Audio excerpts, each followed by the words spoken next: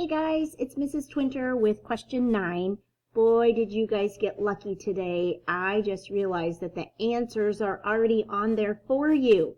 But I wanted to just show you how you could have figured it out just in case.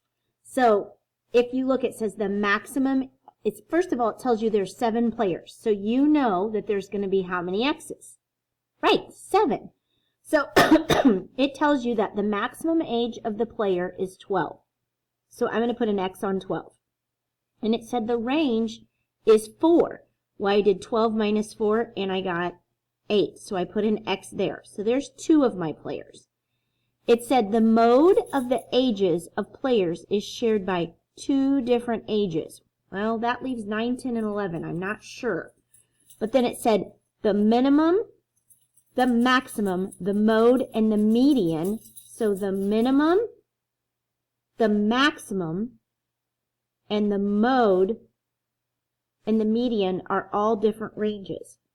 Well, the minimum is 8, the maximum is 12, and the mode is shared by 2 because it told us there were 2.